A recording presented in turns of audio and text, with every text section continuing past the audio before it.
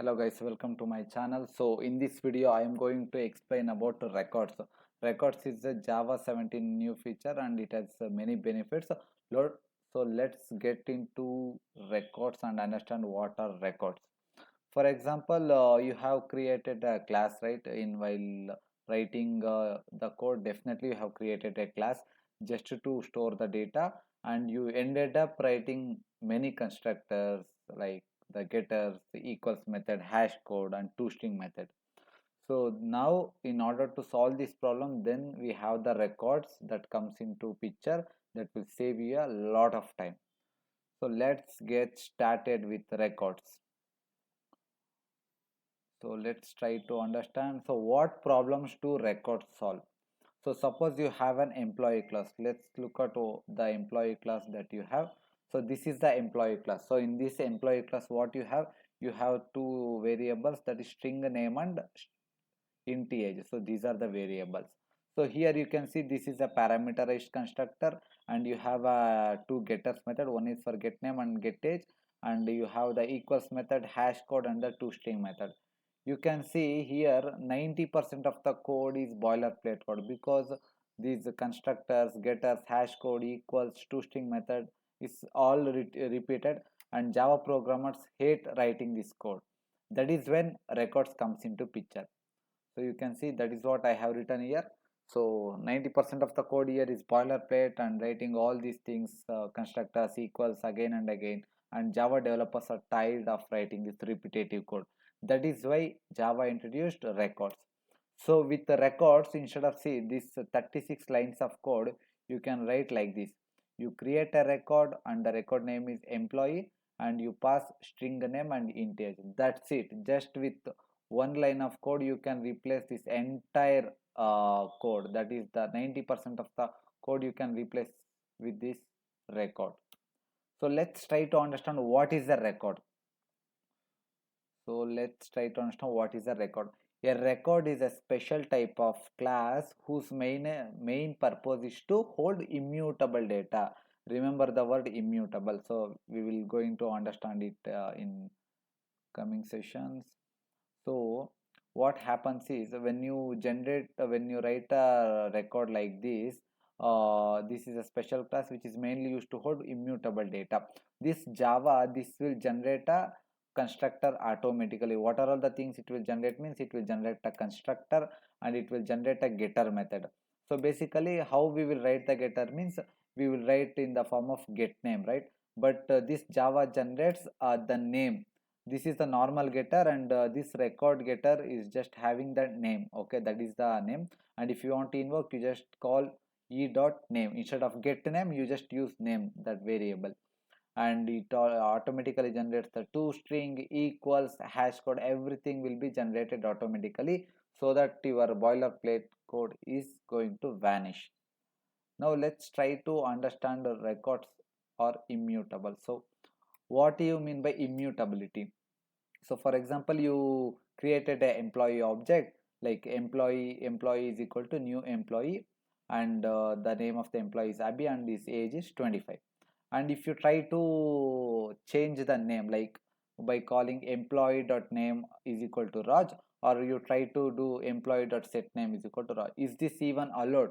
No, because records are immutable. That means once created you cannot change the state. That is why we call it as records are immutable. Why immutable? Because these are mainly used to store the data in order to represent the DTOs and all, and no need to write these constructors, getters and all. That's why they made it as immutable. And because of this immutability, it makes the code safer, thread safe, and easier to maintain. Now let's look at the another thing. Can records have methods? Like for example, if I have to write one method like public void display method. Yes, records can have methods. You can see it here. We can easily write methods inside the records. That is possible. And now let's try to look at one more thing. Can records have constructors? So actually the default constructor will be generated by Java, but if you want to write any the compact constructor, what we can say, you can write like this, like public employee. If you write like this, then you will get the error. You should not like this, you should write like this. Then if age is less than 18, I am going to throw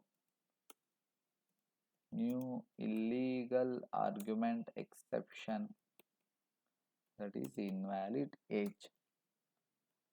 So it can have constructors like this, and this constructor is very useful in order to validate the data. Okay, this is called as compact constructors. So remember the word compact constructors, very useful for validation. So now let's try to look at like where are these records are usually used. Records are mainly used in the DTOs. Okay, for example, imagine you are building a Spring Boot or REST API. So what you will do, so you remember, you look at this left side class, you write public class employee response, and you declare a private long ID, private string name, and string department. So that you need to write constructors, getters, everything you need to write here. But instead of this, you just create a record, public record employee response, and you just add a long ID, string name, and string department. That's it. Like everything, these constructors, getters, hashCode, toString, everything will be created automatically by Java. Okay, and Spring Boot works perfectly with records, so you can see there are no errors, no like there are no things to take care. So everything works well with Spring Boot. And records, where are the records commonly used? What are the real-time usage of records? Records are mainly used in DTOs, that is data transfer objects, where when we want to send the immutable data, mainly in the DTOs we are using records. And API request object, API response, you can see this is the API response object. And in the request object also, when you are sending any name, age in the postman in the form of payload or the body, you can use that. And Kafka event messages, configuration messages, and immutable value objects. So these are all the places where records are used. Now let's try to look at what are the limitations of record. The limitations of record include it cannot extend another class. That means we have a record employee. If I try to extend some other class like person, so, or permission, anything you try to extend, so you extend not allowed on records. You can see you cannot extend another class. But the thing is, you can implement an interface, that is possible. For example, if I want to implement serializable, I can implement, you won't get any error, but you cannot extend another class. So that limitation is there. And the fields are final. For example, these string name, int age, these fields are final, and you cannot modify them later. That's why we call it as immutability, right? Once it's created, its state cannot be changed. The fields are final. And it cannot have extra instance variables. That means, for example, if I want to write string city, you cannot do it like this. So if you want to do it like this, you can add it in the here only, but you cannot have separately the separate instance where you can have it here, but you cannot write here as, yeah, you cannot write here, you will get the error message like this. Yeah, you will get the error message. That is what they are saying, cannot have instance fields. And one more thing is, it is best suited for data.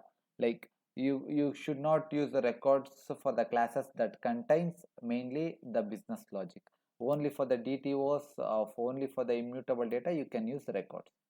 Now let's try to understand what is the difference between a class and a record.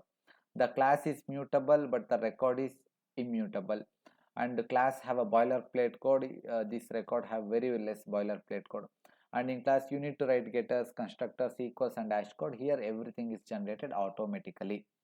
And can record implement interfaces? Yes, I showed you, right? It we can implement serializable, so it can implement interfaces. And I think we have come to the end of the session.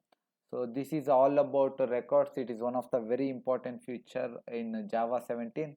So I think you have understood the records, like what is records, what are the limitations of records, how do we use records, everything. So if you have any doubts, please type it in the comment section, and thank you so much for watching.